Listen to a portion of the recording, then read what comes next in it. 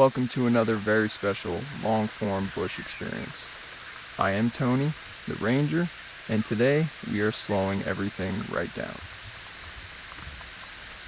What you're watching is a crash of white rhinos grazing calmly along a riverbed. The water is flowing gently nearby, the grass is green, and these prehistoric-looking giants are completely at ease. So we're going to stay with this crash for the entire duration. You'll see them grazing, walking, resting, interacting gently with each other, and simply being rhinos.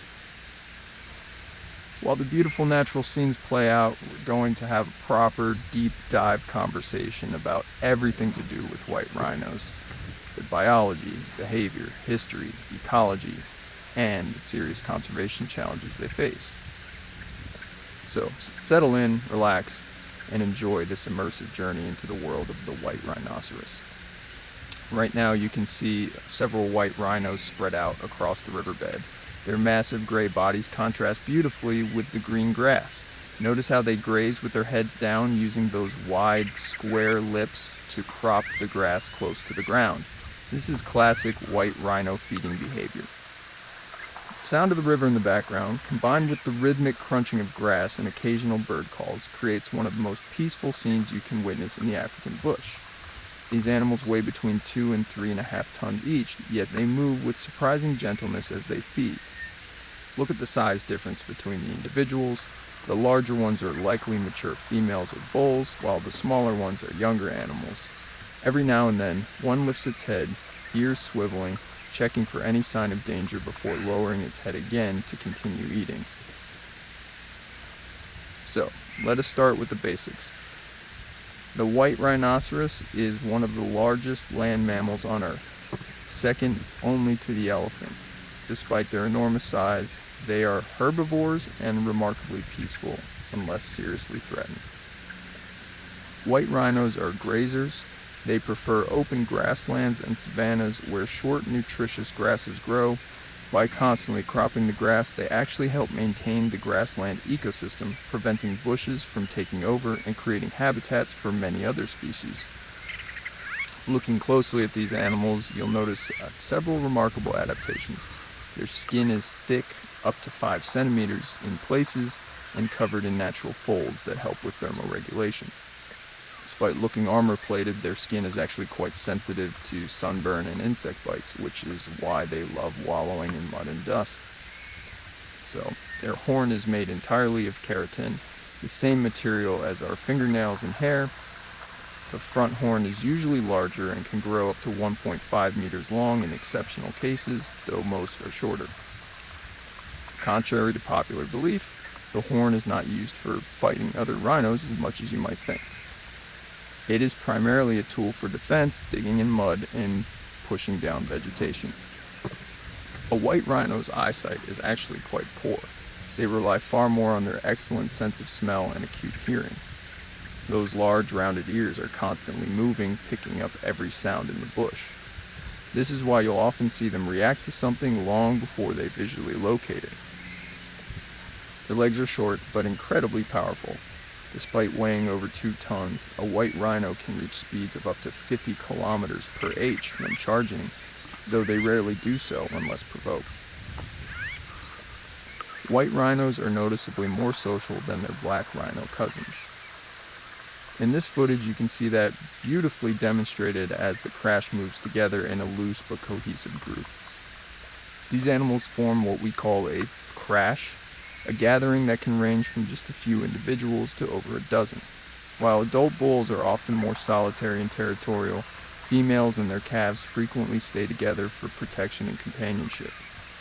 So you'll notice how the younger rhinos tend to stay close to the larger adults, especially the mothers. So there is a subtle but clear social hierarchy within the group.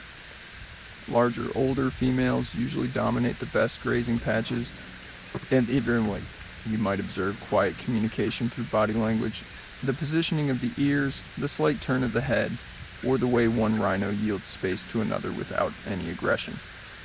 These gentle signals help the group avoid unnecessary conflict despite their massive size.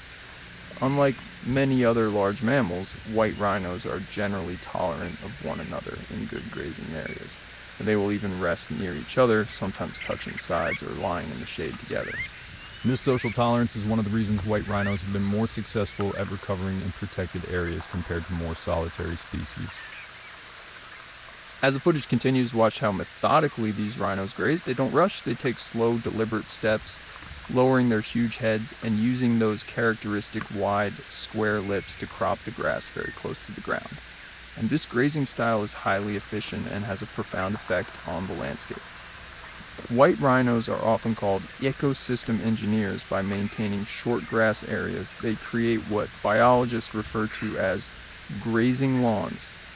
These lawns benefit dozens of other species, from smaller antelope like impala and warthogs that prefer short grass, to birds that feed on the insects stirred up by the rhinos' movement.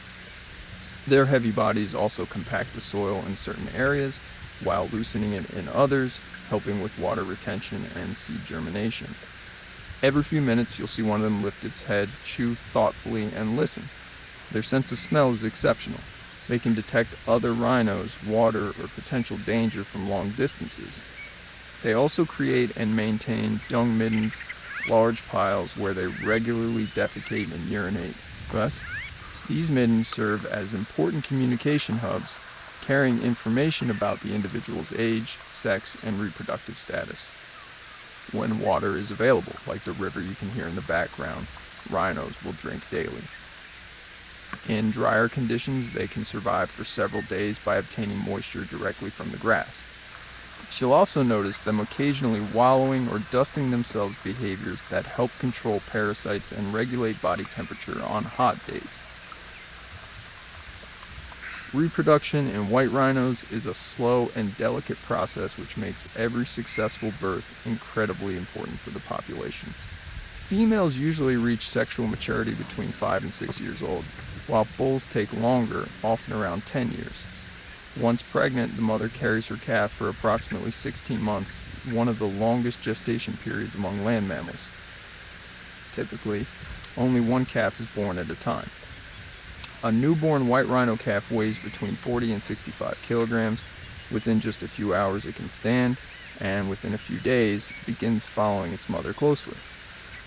For the first few months, the calf walks in front of the mother so she can protect it from behind with her horn and bulk. This positioning is clearly visible in many rhino families. The mother-calf bond is exceptionally strong and can last 2 to 3 years, sometimes even longer. During this time, the mother teaches her offspring essential survival skills: where to find the best grazing, when and where to drink, and how to read social cues from other rhinos. So, you may see playful moments between calves or a mother gently nudging her young one along, because rhinos reproduce slowly. Losing even a few breeding females to poaching can have a devastating long-term effect on local populations. Now we come to one of the most important parts of the white rhino story. Starting around 2008, a new and brutal poaching wave began, driven by demand for rhino horn in parts of Asia, where it is falsely believed to cure everything from hangovers to cancer. Poaching reached crisis levels. In South Africa alone, over 1,000 rhinos were poached in some years. The horn is made of keratin, the same substance as human fingernails, and it has no proven medicinal value, yet it can sell for tens of thousands of dollars per kilogram on the black market. This has turned rhinos into targets of highly organized criminal syndicates that use helicopters, night vision equipment, and even veterinary drugs to kill them. Every rhino you see grazing peacefully in this video is a survivor. Many reserves now use dehorning as a preventive measure, safely trimming the horns so poachers have less incentive to target them. While some people worry it affects the rhino's natural behavior, studies showed dehorned rhinos continue to live normally and are significantly safer.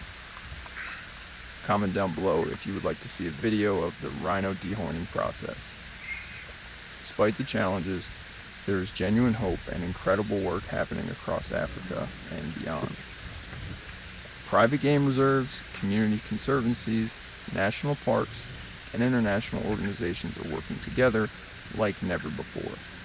New technologies are being deployed, drones for real-time monitoring, GPS tracking on rhinos, AI cameras, and even DNA databases that can trace horn back to its origin. Some reserves have successfully relocated rhinos to safer areas or started new populations. Others focus on intensive protection with highly trained anti-poaching units. Tourism also plays a massive role. Every visitor who comes to see rhinos responsibly contributes directly to their protection through park fees, lodge bookings, and conservation levies. So there is also growing international pressure to reduce demand for rhino horn and strengthen law enforcement. Education campaigns in consumer countries are slowly changing mindsets. The southern white rhino remains a great conservation success story in many ways, but it is a fragile success that requires constant vigilance and funding. While we continue watching this peaceful crash of white rhinos grazing along the riverbed, this is a perfect moment to take a deeper look at the differences between the two rhino species found in Africa, the white rhino and the black rhino. Although they share the same general body shape and are both called rhino, these two species are actually quite different in many important ways. So, the most obvious and reliable way to tell them apart is by looking at the shape of the mouth and lips. The white rhino, like the ones you're watching now, has a very wide, square-shaped muzzle with broad lips. So, this is perfectly designed for grazing on short grasses. In contrast, the black rhino has a much more pointed, hook-shaped upper lip, almost like a finger, which allows it to grasp and strip leaves, twigs, and branches from bushes and trees. And this makes the black rhino a browser rather than a grazer. Size is another clear difference. White rhinos are significantly larger and heavier. Adult white rhinos can weigh between 1,800 and 3,600 kilograms, 2 to 3.5 tons, making them the second largest land mammal after the elephant. Black rhinos are smaller, usually weighing between 800 and 1,400 kilograms. This size difference also influences their habitat preferences. White rhinos favor open grasslands and savannas where short grass is plentiful, while black rhinos prefer denser bushveld and thicket areas where browsing material is more abundant. Temperament is perhaps the most well-known difference. White rhinos are generally calmer, more tolerant, and more social. As you can see in this footage, they are quite relaxed in each other's company. Black rhinos, on the other hand, have a reputation for being more solitary, unpredictable, and significantly more aggressive. And they have poorer eyesight than white rhinos and tend to charge first and ask questions later when they feel threatened. Many experienced guides will tell you that black rhinos are much more dangerous to approach on foot. Social structure also differs. White rhinos, especially females and calves, frequently form small groups or crashes like the one we're watching. Adult white rhino bulls are more territorial, but will still tolerate other rhinos in the same area if resources are good. Black rhinos are mostly solitary, with the exception of mothers with calves. Adult black rhino bulls are highly territorial and will aggressively defend their area against other males. Their horns also tend to differ slightly. While both species have two horns, white rhinos usually have a longer front horn that is more rounded at the base. Black rhino horns are often thinner and more sharply pointed. Interestingly, both species use their horns mainly for defense, digging in mud, and pushing vegetation rather than fighting each other. Habitat and ecological roles are also distinct. White rhinos act as important grazers that help maintain short grass plains and create grazing lawns that benefit many other animals. Black rhinos, as browsers, help control bush encroachment and maintain a balance between trees and open areas. Together, these two species play complementary roles in shaping and maintaining healthy African savanna ecosystems. So geographically, southern white rhinos are now found in many countries across southern Africa, thanks to successful conservation and reintroduction programs. Black rhinos have a more fragmented distribution and are generally rarer in the wild.